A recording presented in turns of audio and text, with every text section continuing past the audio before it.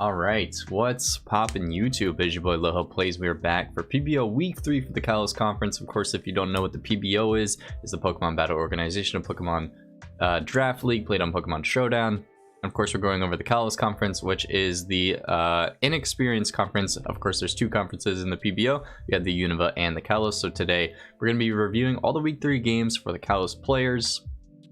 Also make sure that you check out last week's video if you didn't, week 2 review of all those games, as well as ourselves, the New York Knickets, are also playing in the Unova Conference, and we just finished up week 2. We're gonna have week 3 probably out this same week too.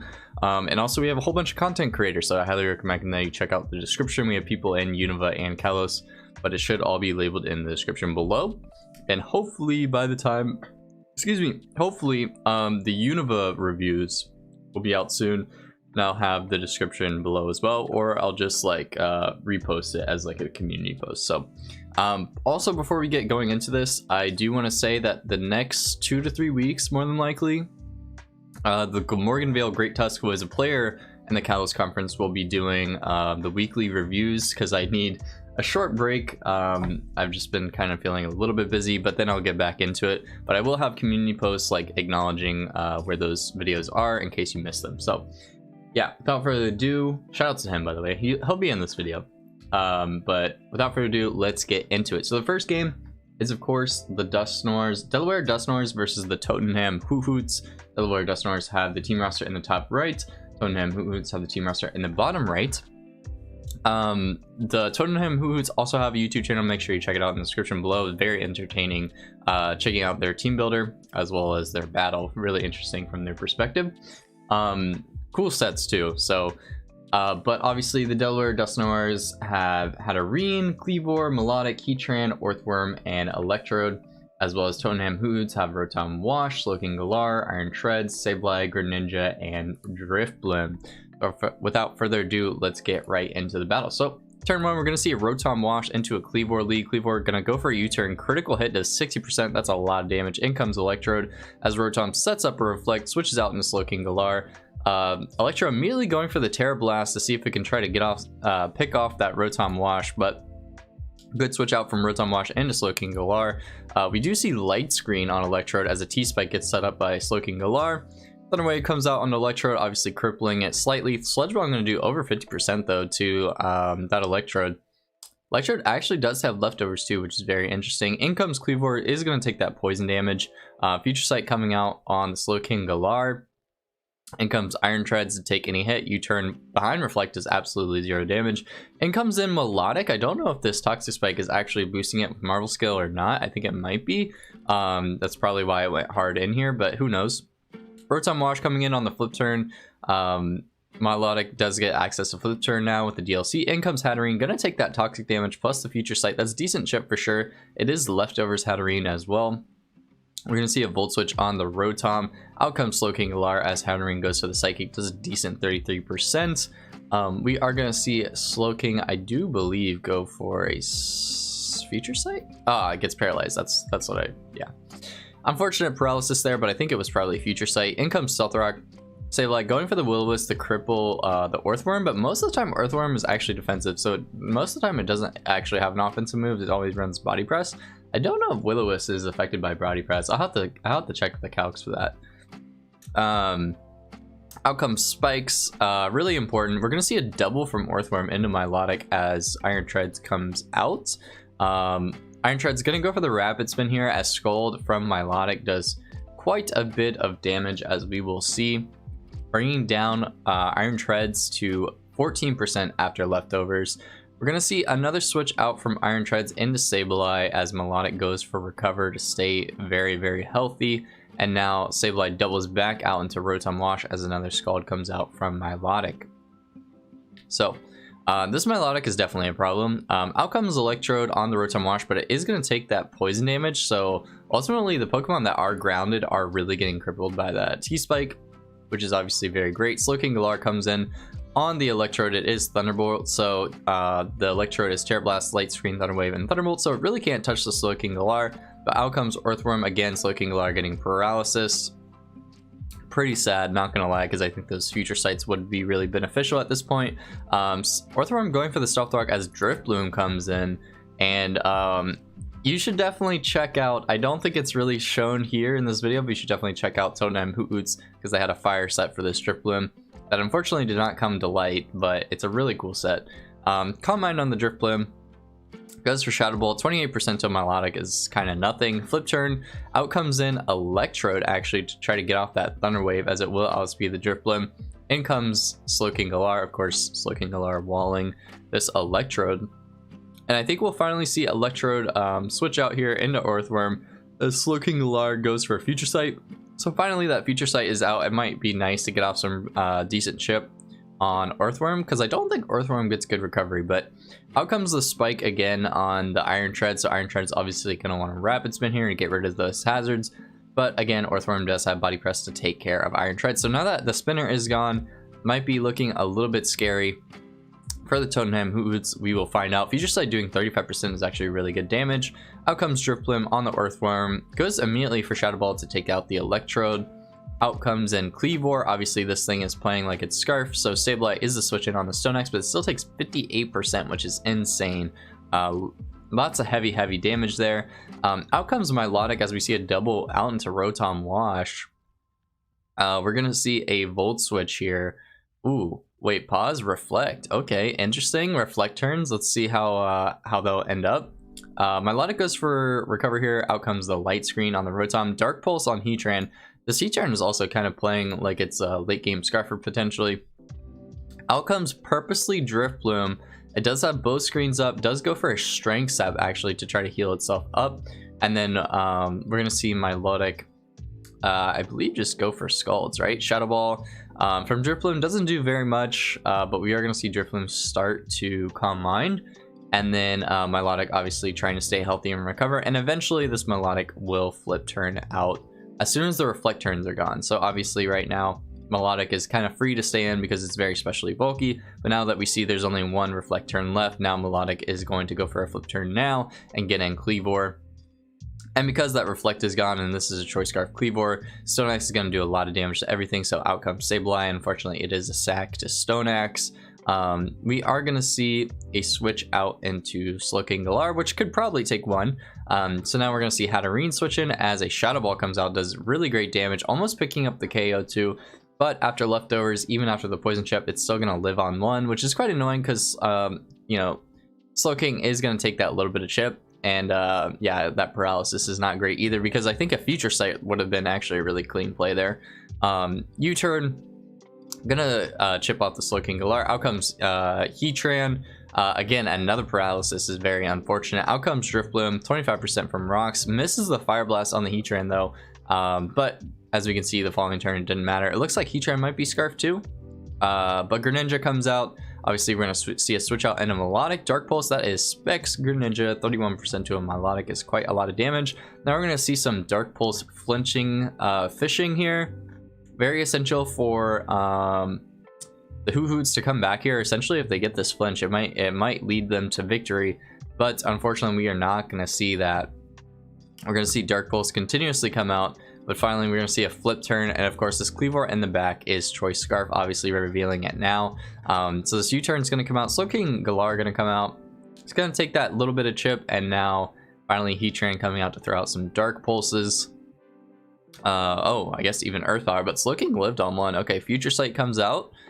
Okay, Earthworm actually as the switch in. Here comes Shadow Ball. Good chip, good chip. And then we are going to see a Slowking double. I think most likely Hoothoots were predicting spikes at the end here. But Body Press is just going to come out. Does not kill Greninja though. And unfortunately that Future Sight taking out actually taking out Earthworm is kind of annoying, because this Greninja is actually Battle Bond. So if Greninja came in and actually picked off the Earthworm, it actually does outspeed the Cleavor, but Heatran in the back can always live a Dark Pulse. And then you also have to flinch down the Melodic, I believe. So yeah, the X-Scissor coming out, and then finally an X-Scissor to clean up this game. A 3-0 victory for the Delaware Dusknoirs, but it's actually a really close match. I do think if like Greninja ended up getting that Battle Bond boost at the end, it could have put it past the point of outspeeding Choice Scarf Cleavor. But again, like Heatran probably lives 2 Dark Pulses, so that's like the worst thing about it. But yeah, GG's to both these players. I do have a lot of notes for this match, so let's go ahead and go through them. Turn 1, immediately on this Kleavor lead, I do think Iron Treads is actually a decent play into it, because you don't know if it's Scarf Band, and I can't remember from watching Hoothoots' video of whether Wash was defensive or not. But obviously U-turn doing 60%, I mean it was a crit, is obviously very problematic. And Iron Treads I believe is like 252 attack and 252 defense, so the defense is meant for Kleavor, because as you can see there's only Hatterene, Heatran, special, Milotic, like everything is special. Even Earthworm is pretty much just spamming body press. It's not gonna really go for physical type moves, so Iron Treads is like almost a dedicated switch into Kleavor. Moving forward, all these plays are fine. This T-Wave actually was really annoying for this Slowking Galar. I think there were like several turns throughout this entire game where the Slowking Galar was paralyzed, and it could have gotten off a Future Sight, which could have been important for the later turns. Turn 6 and 7, I think this U-turn play by Delaware onto the Iron Treads was followed up by a flip turn on the Rotom Wash, was just really good pivoting on their part. Turn 11, I do think that the Hoothoots, or I think I was talking about after this turn, but I do think the Hoothoots are kind of scared of like all this hazard spacking, right? So Stealth Rock plus Spikes looks really scary for your team, right? But I think immediately going into Treads is problematic, because Treads loses the 1v1 to Earthworm, because Earthworm can always body press, and then obviously Earthworm is immune to the ground type move. So you're gonna be taking like a bajillion from body press, and then like you rapid spinning is like barely any chip, and it's not really worth the Iron Treads ever coming out to rapid spin on Earthworm. This is like kind of a clear situation that Iron Treads loses. Like Earthworm is the hazard setter, and Iron Treads is the hazard spinner, or you know, remover. But Earthworm just always beats Iron Treads. So here, I do think hard switching Sableye into Iron Treads here is a mess play. I think Delaware may have been trying to catch it. I'm not entirely sure. But also, like, I think they could have been trying to catch Drifloon on the switch. I'm not too sure. But I do think Drifloon is a good switch there on Earthworm, because more than likely Earthworm is running Stealth Rock Spikes, body press, and maybe like an Iron Head move, which this Drifloon does have Strength Sap. So it can basically wall the Earthworm, and then you can just kind of spam Shadow Ball.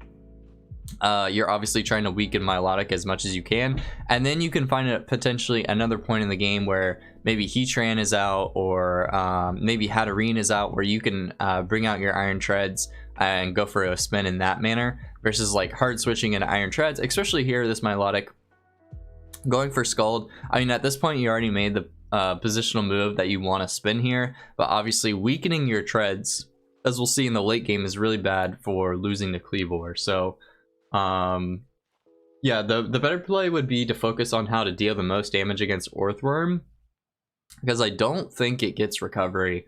I think the only recovery it gets is like rest. And you can either do the most damage with Earthworm, or you can start setting up with Drifloon. But yeah, that was basically my point here, because obviously the Scald damage even after the Rapid Spin is not great. But I do understand the necessity of like Stealth Rock plus Spikes looks really bad for this team. So turn 16 was my next one. I do think, oh my gosh, I just hit fucking reset. I'm a goober. Okay, turn 16, I do think instead of Reflect here for the Rotom Wash, I do think Light Screen is a lot better, because you know, excluding Kleavor, you know, 4 out of these 6 Pokemon are special Pokemon. So I do think Light Screen would have been better here for Rotom. But I do understand like the Reflect is necessary, so you don't, like, Kleavor can't pick up a kill, but I do think the Light Screen is a little bit better. I do think turn 22, this is actually a great switch by the Hoothoots here, followed up that they flip turn. I mean, Delaware flip turns into Electrode, and obviously you know, it's good to always have patience in your sweeps, because obviously this Electrode can Thunder Wave you, and then it really prevents Drifloon from sweeping the rest of the game. So I do like Drifloon switching out here. I think that's a great play. And then turn 23, I think I kind of understand I mean, when you look at draft games, you kind of understand the balance of things and like the natural checks and balances during a match. And I just wrote down, I think at this point I can kind of understand the weaknesses of Hoothoots team. Slowking Galar basically allows a free switch into Heatran or Earthworm because they obviously resist both the stabs. But Slowking can run coverage in Earthquake or Flamethrower. Earthquake for Heatran, Flamethrower for Earthworm, obviously. But since Slowking doesn't have either, Earthworm can actually come in every time on Slowking and start setting up spikes. But I also think if the Future Sight turns actually landed here, I think, you know, to get the chip off on Earthworm, it wouldn't necessarily have been free, but like, still, again, Earthworm is very free to set up spikes and do whatever it wants on the Slowking Galar. Turn 26, I think potentially instead of... So after sacking the Iron Treads, instead of going Drifloon on this Earthworm, I also think going Greninja is really strong here, because I don't know the role off the top of my head, but it looks like, I mean, that Future Sight did a lot of damage. I don't know like exactly if you'll kill this Earthworm, but I think potentially going Greninja here, because you are choice specs, is really, really powerful. Even though like you might need the Battle Bond late game, which might be important for Kleavor, I think just like positionally, you going for Dark Pulse is really good into this team. Electrode is dead. Milotic is 2-hit KO'd basically. This Earthworm is really low. Obviously the problem is that Heatran probably just doesn't get 2-hit KO'd. So I think that's the only problem, but Drifloon is, you know, not bad. But at the HP that Milotic is at, it gets 2-hit KO'd by Dark Pulse even without Battle Bond, and potentially, you know, with Battle Bond, you will outspeed the Kleavor. Again, I think the only problem is Heatran, which Heatran looks like it was playing like it was Scarf for potentially Specs, but then it's like, you know, Heatran stabs don't kill Greninja outright, I don't believe. So it would have to have a special move for you. So potentially you could 2-hit KO the Heatran with Dark Pulse after you're +1 boosted with the Battle Bond, and then potentially sweep the rest of the team. But then again, I don't know the rules off the top of my head. Turn and even then, like if you're not sweeping with Greninja, you're at least picking off 2-hit KOs, where potentially you could beat Kleavor in the end. But yeah, turn 26, I do think hard switching out Earthworm into Electrode is a slight misplay for Delaware's case, because I know Melodic is like very low health, but you also still have a Heatran in the back, which could be useful against this Drifloon. I just think that Electrode has very good utility in terms of like preventing this Drifloon from sweeping and Thunder Wave, as well as you do have Kleavor in the back, so like this sack doesn't really matter that much. But this Thunder Wave can also be nice for other Pokemon on the team, as well as Electrode is extremely fast. I did wish it had that it had Volt Switch this match, but again, like Thunder Waving, Greninja, or just Tera Blasting, Rotom Wash, it is walled by Slowking Galar, so I do understand why they sacked it here. But I do think in terms of, for the Drifloon matchup, I think it could be really nice to Thunder Wave this thing, and then ultimately you win and beat the Drifloon out. But again, they do have Kleavor as Choice Scarf in the back, so I don't think it was too bad. Also, right here, I was super surprised that for turn 28, that Delaware actually switched out, because this Stone Axe just kills the Sableye. I mean, if this one did 58%, obviously you just kill the Sableye here. You're already toxic, so I don't really know what move the Sableye could go for that you're kind of scared of, because you can't get Will-O-Wisp. And then there's no switch ins to Stone Axe, so Slowking Galar will take a lot from it. I don't even think, yeah, Drifloon just dies too, so I'm actually very surprised that Delaware decided to switch out there. And then turn 43 is the last note that I made. Right here, based on the damage with Milo on the Dark Pulse, as I said before, potentially this Greninja coming out earlier in the game could easily 2-hit KO Milotic, but obviously you're worried about the Calc on Heatran, which I mean, this is Choice Specs Greninja. I would have to... Y'all want to run a Calc right now? Alright, let's take a look. It looked like the Heatran was offensive, so we won't run any investment, but we'll check both. So Battle Bond, we are Choice Scarf, or no, we're Choice Specs. Dark Pulse almost does half, depending on if it has HP investment, right? But I think the idea is that you don't die by any move. And then, you know, even if it is 252 HP, I think as long as you get the Battle Bond boost, Dark Pulse will still 2 a KO. So there's a likelihood. I couldn't tell. I didn't obviously check the damage for Heatran and whether it's especially defensive or whatever. But I do think that was a potential out for the Tottenham Hoothoots. But overall, great plays by Delaware. We can kind of see the cycle of what went wrong here for the Hoothoots. Slowking Galar draws in Heatran or Earthworm.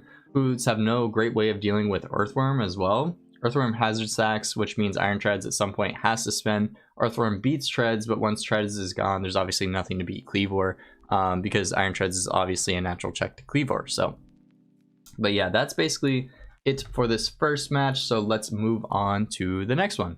All right, next up we have the Toronto Staraptors with the team roster in the top right versus the Ottawa Donphans with the team roster in the bottom right. Toronto Staraptors decided to bring Cyclizar, Sinistra, Munkidori, Volcarona, Tinkaton, and Vaporeon, while Ottawa Donphans decided to bring Jirachi, Donphan, Azumarill, Dipplin, Rotom-P, and Skuntank. So let's get right into the match. We're going to see a Donphan lead into a Tinkaton lead. Donphan immediately going to go for Stealth Rock as well as Tinkaton.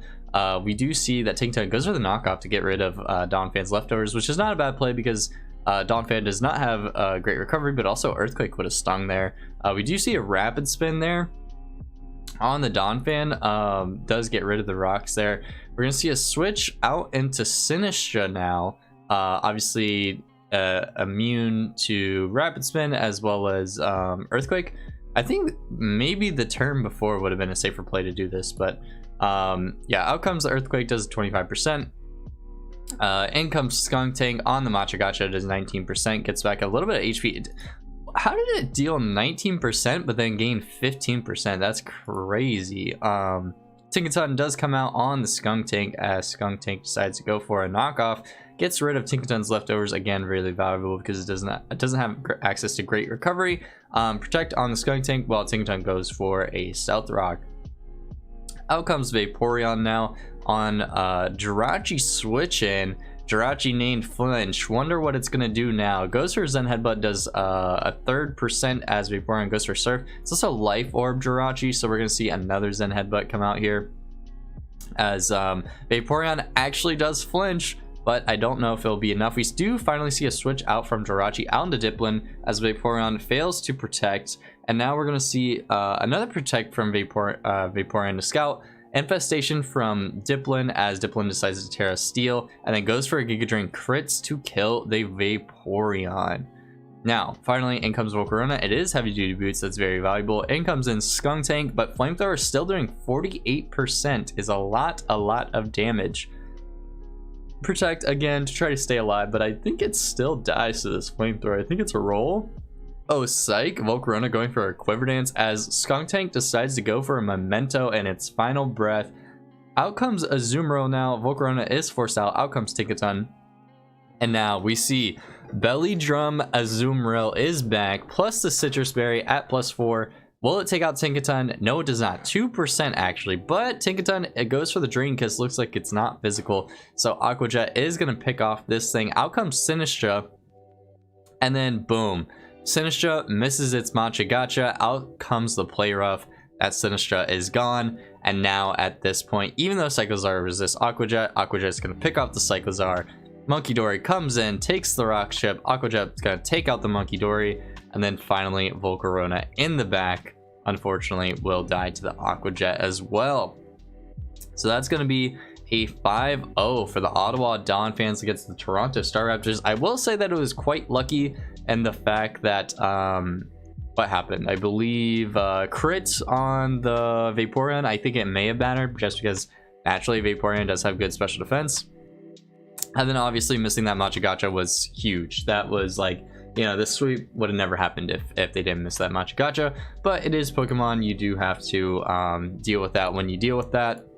We're gonna go through a couple of the turns, even though this one was a short one. I do think I said earlier in the match, I do think potentially after setting up the Stealth Rocks, I mean, you have heavy duty boots on your Volcarona and Cyclizar in the back. I think switching out Tinkaton immediately into Sinistra is probably better than knocking off the Donphans, but Potentially, I could see Toronto, you know, believing that Donphans might go for a knockoff or ice spinner of their own, predicting the Sinistra. I think this all makes sense.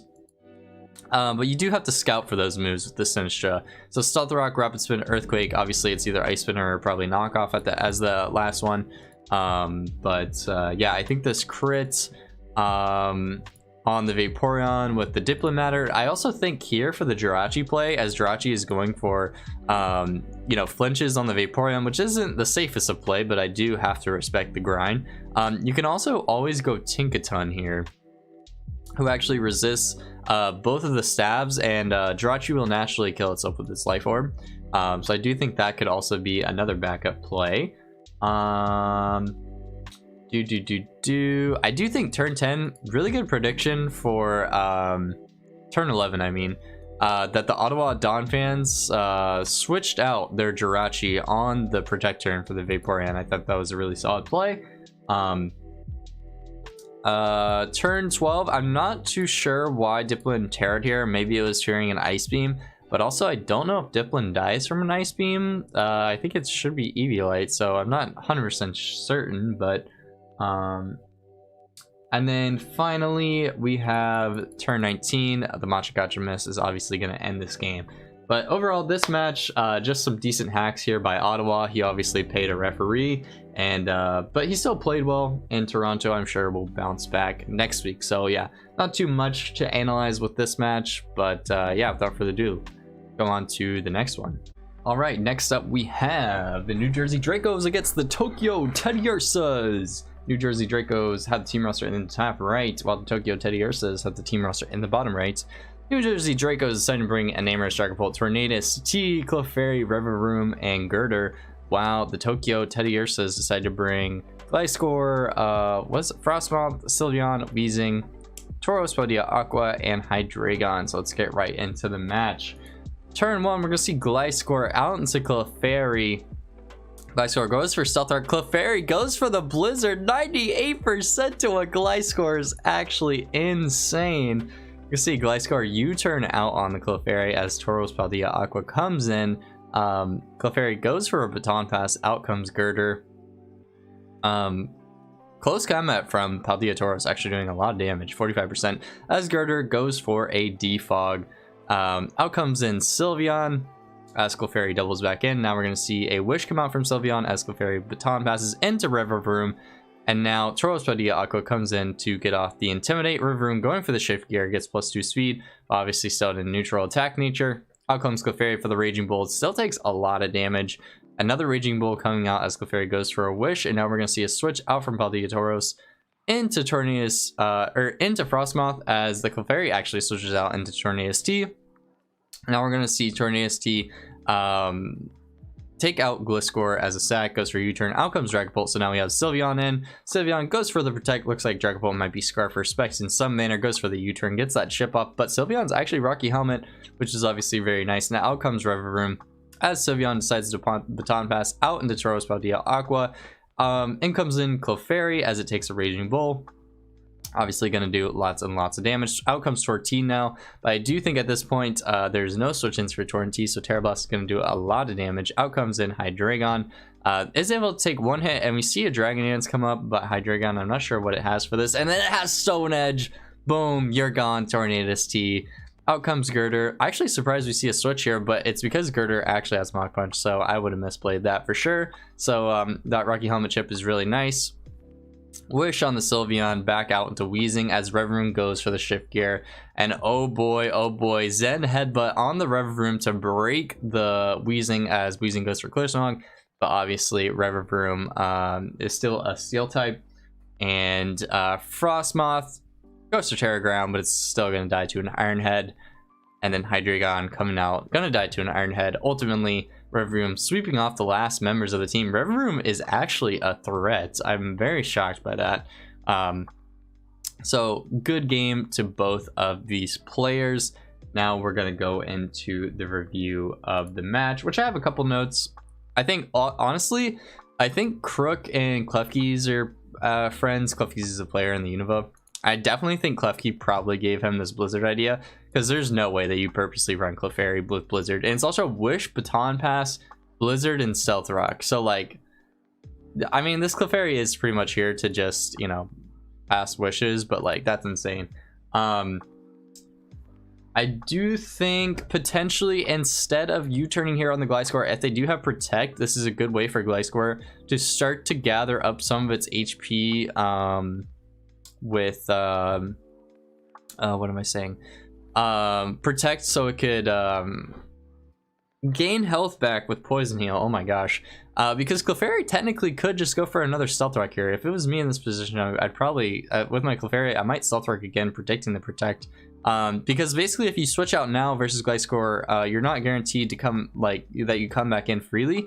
Because if Clefairy does set up Stealth Rock here, then, you know, Gliscor is just dead. So, I do think that would potentially protecting there, if Gliscor had it, would have been a better option. Turn 11, really good reads by Tokyo. Doing Sylveon protecting on the Dragapult is a great way of scouting if Dragapult. I think it learns Steel Wing. I'm not 100% sure on that, but yeah, just really good. Also checking to see if it specs or not. And then turn 14, I was surprised that Paldea Tauros was the sack here, but also there doesn't seem to be very many good switch-ins to Tornado ST, as well as it looks like Sylveon is the check for Dragapult. So it does make sense. Stone Edge is Super Heat for the Hydreigon as a way of dealing with it. Turn 18, I think instead of Sylveon here, I mean, Mach Punch was a good read. But I think potentially even Weezing is fine here because Sylveon, you know, needs to stay healthy for the Dragapult. But also at this point, with Paldea Tauros gone and Gliscor gone, Revavroom just puts in a lot of work. And the Zen Headbutt tech also, I didn't even know that Revavroom got Zen Headbutt. It's actually insane, but it works really, really great here. And then obviously Cursemog not working, but I don't think there's anything that this Weezing could do in this position besides maybe go for a Flamethrower, in which it wouldn't have killed, or potentially it could have ran Will-O-Wisp. So potentially if it had Will-O-Wisp, that would have been good too. But yeah, good sweep by the Dracos. I think Clefairy lead was very disrupting for Tokyo, and also Tokyo did not have the greatest answers to Torn T, which I think is something that I think this is the only team that really has a strong flying type, because I remember I think I said something in the draft review about Tokyo's team has a pretty large flying weakness, but you know, not every team has a really good flying mon, but the Torn T is just a great example of a mon that can really put in work on this team. But you know, it's dependent on the matchup. So but overall, that's gonna be this match, so let's move on to the next one. All right, next up we have the Santa Cruz Swadloons against the Florida Flamigos. Of course, their rosters are on the right. Santa Cruz Swadloons decided to bring Kobo, Decidueye, Empoleon, Hatchram, Weavile, Weezinglar, while the Florida Flamingos decided to bring Quaquaval, Ogerpon, Wellspring, Decidueye, Leafeon, Cloth, and Raichu. So let's get into the battle. We're going to see an immediate Cloth lead into the Empoleon lead, but we see a switch out into Ogerpon Wellspring, which is obviously water absorbed, so it does not get affected by the surf. Out comes the Decidueye as this Ogerpon decides the Swords Dance. Knockoff is going to just instantly KO that Decidueye. Out comes Empoleon again. This time it's going to be Tera Flying, Tera Blast, and it is Choice Scarf, so it's going to do a lot of damage. Another Swords Dance there by Ogerpon, and Empoleon's obviously going to take on Ogerpon at this point. Out comes Raichu, as we're going to see Empoleon switch out. Raichu goes for the Encore on the Hatchram, but it is bounced back. We are going to see a Volt Switch here on the Raichu as Leafeon comes in. Hatchram goes for a Light Scream and comes in Weezinglar for the Leafeon. At this point, Leafeon, I do believe, protects the Scouts as T-Spike is set up. And now we're going to see Cloth come in on the Sludge Bomb. I think almost everyone on this team is Heavy Duty Boots. Swords Dance sets up on the Cloth, but again, Sludge Bomb coming out from Weezing, as well as another Swords Dance coming from Cloth, but this Weezing does have Clear Smog, so it is able to chip that down. Stone Edge comes out, does decent damage, but effectively this Weezing is winning this 1v1 just by going for Sludge Bomb. Knockoff to get rid of Weezing's Black Sludge. In comes Clear Smog, just in case Cloth tried to set up again. Stone Edge doing some decent chip. Sludge Bomb comes out, gets the poison. I do think potentially saving Weezing here would be very valuable for Quaquaval, but Cloth is going to go down. Raichu comes out, it's heavy duty boots as well. Out comes Hatchram. Thunderbolt only going to do 23%. Another 24% as Hatchram goes for a Psychic. Decent chip there. Thunderbolt again does get the paralysis, and paralysis is actually insane because Thunderbolt is going to take out Hatchram. Out comes Weavile, now it can just pick off kills with a knockoff. And then out comes Quaquaval, obviously threatening this thing with a close combat. Out comes Empoleon, which Aqua Set is going to make Quaquaval quite fast, but not fast enough. Tera Blast going to do decent chip as Aqua Set comes in again. And because of that +2 speed now, the Empoleon will die to the next one, so they are going to decide to switch out here. And then finally, Como-O will come in, and it's going to want to go for, I believe, a Drain Punch. But the Quaquaval is actually Roost, so it actually lives the Drain Punch. Really close to actually winning this game, but, you know, this Roost I don't think is going to be enough. We actually see a Dragon Dance from the Como-O to do even more damage. Aqua Step coming out from Quaquaval, but the close combat is going to pick it off. So Como taking out the close combat there, and I believe at this point close combat just sweeps the rest of the team. So close combat kills Decidueye Hisui, and then finally Leafeon comes out. It's going to die after it protects and dies to actually Flamethrower. Surprised by that. I think close combat. No, Leafeon has really good defense, doesn't it? Yeah, so that makes sense why Flamethrower. A Como is still staying alive. That Flamethrower is going to take it out. I think the Como will die too, right? The Life Orb. I believe that's how it works. Yeah. So it's going to be a 2-0 victory for the Santa Cruz Swadloons against the Florida Flamigos. Again, I do have notes for this battle, so let's talk about it. So, turn 2, I think, in this situation for Santa Cruz, with Ogerpon being out, I do think Como is a good switch in here because essentially Ogerpon does learn Play Rough.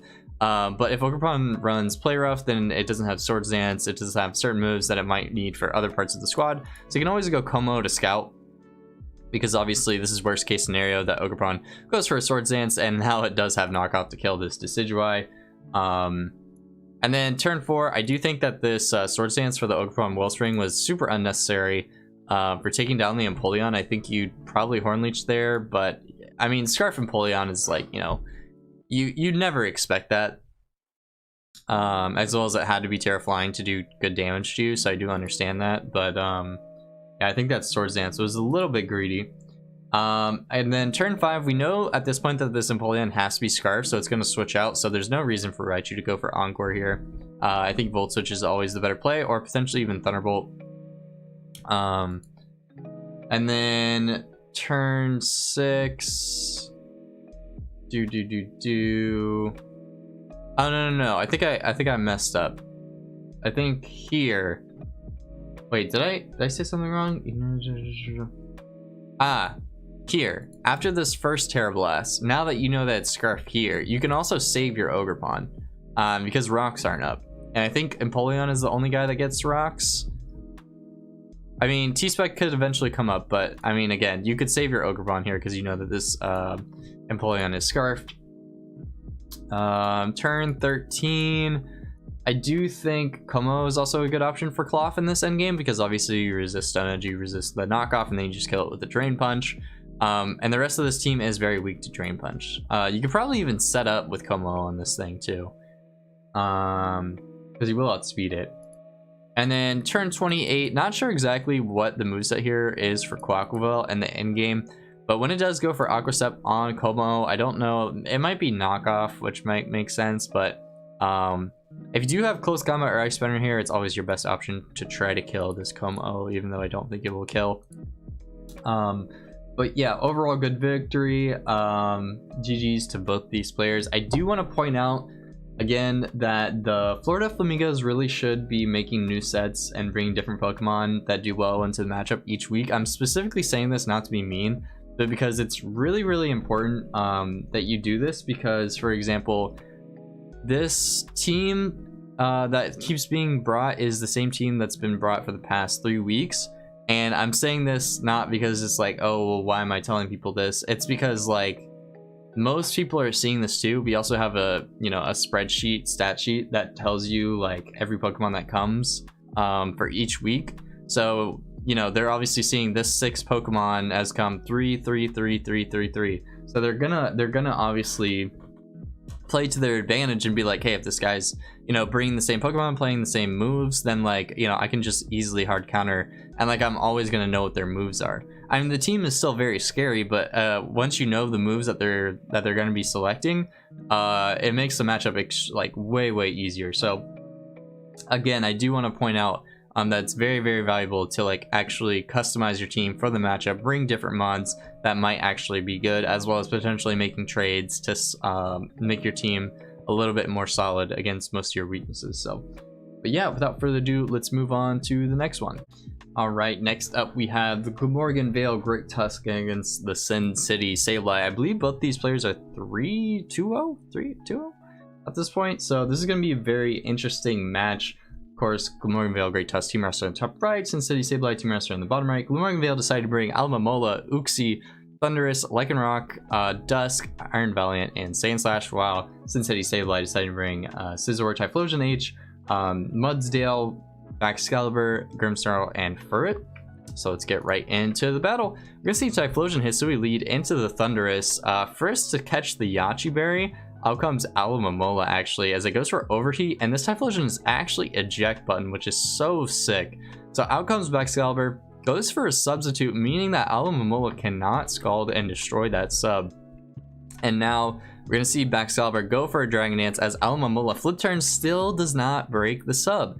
Out comes Uxie as an Icicle Spear comes out on Bax. Uxie does go for the Encore in case Bax was going to Dragon Dance again, but it looks like Excalibur did not even want to Dragon Dance again. So it's going to still go for that Icicle Spear. We're going to see a switch out from Uxie out into Alomomola. Still takes decent chip from that Icicle Spear. And again, we are very worried that the Alomomola might not break the sub here. So another Icicle Spear coming out. Looks like it's going to be a 3-hit KO at this point.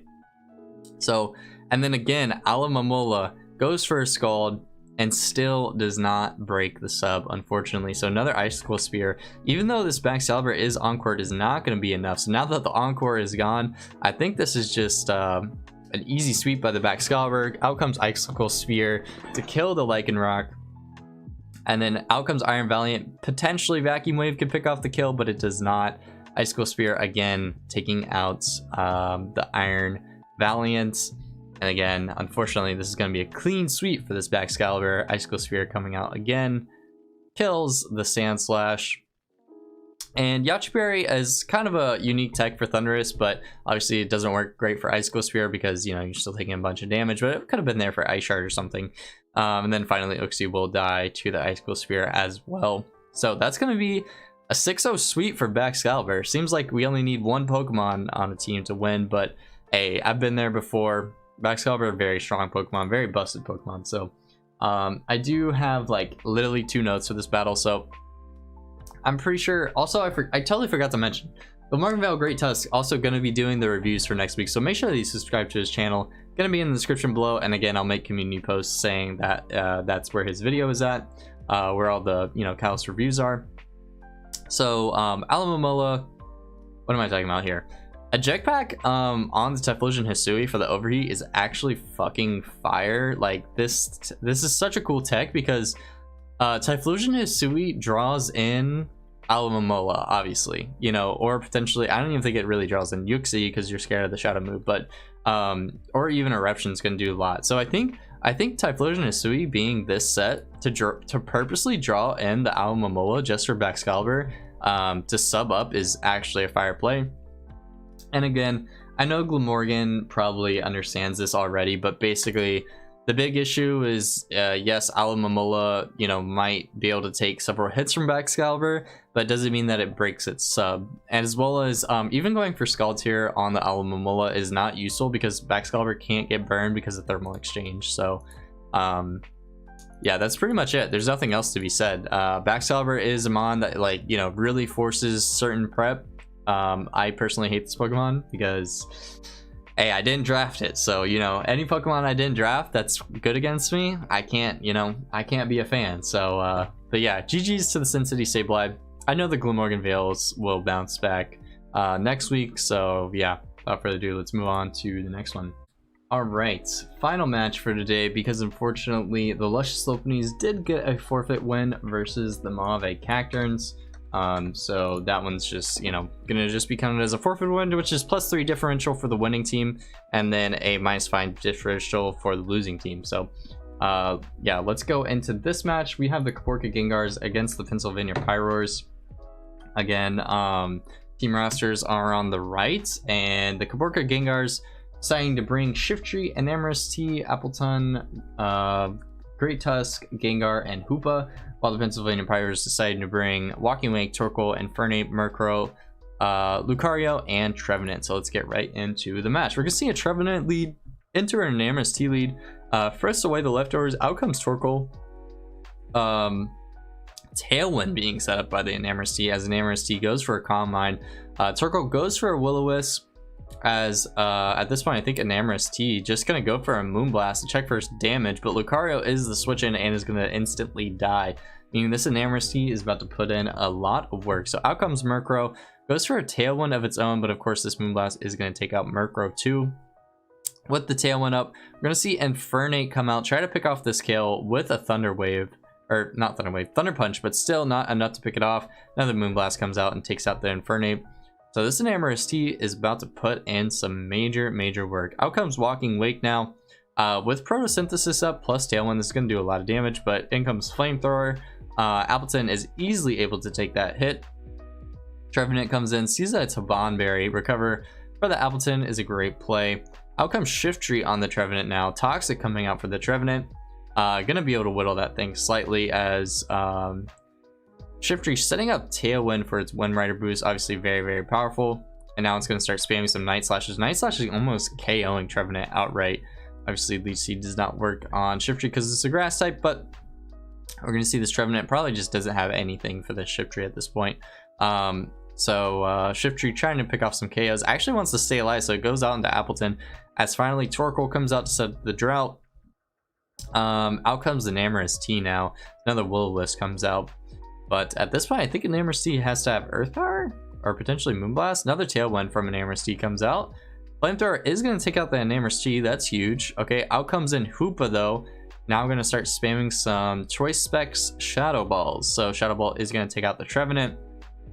And then out comes Walking Wake. I do believe this Hoopa is able to live one. So Draco Meteor comes out, is able to live one. And it does go for Shadow Ball in return. It almost does 85% back. That's huge. We're going to see another switch into Torkoal as Great Tusk comes in. Photosynthesis speed. Headlong Rush, only doing 67 to Torkoal is actually kind of insane. This one's be defensive Torkoal. And then Solar Beam, even after minus special defense drop, does absolutely nothing. But Headlong Rush able to pick off Torkoal. And then finally, in the back, we have the Walking Wake against the Great Tusk. But they decided to switch out into Appleton, which is obviously just a great switch. Hydro Steam to do a little bit of damage. But Appleton just going to go for the Dragon Pulse and pick off the KO. So that's going to be a 5-0 victory for the Caborca Gengars. I do have notes for this match as well. Turn 1. I think in this situation for the Pennsylvania Pyroars, Toxic here, I mean, you revealed Trevenant has Toxic earlier on. I think just Toxicking this Enamorous Tea, because obviously this thing can set up, is just way valuable than potentially going Torkoal to Will-O-Wisp. It just doesn't make sense to go Torkoal to Will-O-Wisp, because it's not actually, Will-O-Wisp, doesn't whittle things down. It's mostly for physical attackers. So going Torkoal here doesn't make sense. I always think Toxic on Trevenant, or potentially even Leech Seed if you have it on an Enamorous Tea, could be extremely valuable. It's a lot better than the situation that's occurring now, because Will-O-Wisp doesn't help you at all. And once you see that Enamorous Tea is sitting up, you have to find ways of potentially even going Trevenant, trying to, Leech Seed this thing down, or trying to find a free switch into Lucario. So potentially you sack something that's not Lucario, because obviously you're worried about taking damage. So you could potentially sack Murkrow, and then you bring in Lucario, and you have to go for a Steel type move. But yeah, again, I think the main problem is also, I think potentially Trevenant could have lived one hit from Enamorous Tea, but I'm not entirely sure, because Trevenant isn't the bulkiest on the special defensive side. But yeah, revealing Toxic so late in the game, when you could have Toxic the Enamorous Tea, I think was the major downfall of this game. I think obviously this turn where you Leech Seed as well, after you Toxic the Shiftry once, like, and you protect one turn, you just switch out into Torkoal, because Torkoal can wall the Shiftry here. It looks at least better in terms of differential. And then yeah, Torkoal could take a couple hits from Shiftry in the end there, as well as in the end game. You know, it looks like you were scarfed Wake, because obviously you outsped this Hoopa even under Tailwind. So I do think potentially in the end game, you just always have to spam Draco Meteor here, because you're not playing for to win the game. You always play for differential at the end, so you're just Dracoing here no matter what, instead of Steam Engineing or Hydro Steaming. But besides that, that's pretty much the battle. I mean, I think just the first couple of misplays of dealing with how to deal with the Namorous T was the main downfall for the Pennsylvania Pyros. But yeah, that's gonna be it for this week. If you did get this far in this video, make sure that you like, comment, and subscribe for more PBO content. Again, I will be linking next week's video whenever it does come out on the Glamorgan Vale's Glamorgan Vale Great Tusks, the King Dozos, I believe, YouTube channel. I'll make sure to link it so you guys don't miss any of the battles. But without further ado, I'm gonna get the heck out of here. Again, make sure you stay tuned for more PBO content. So yes, I'm gonna leave now. Peace.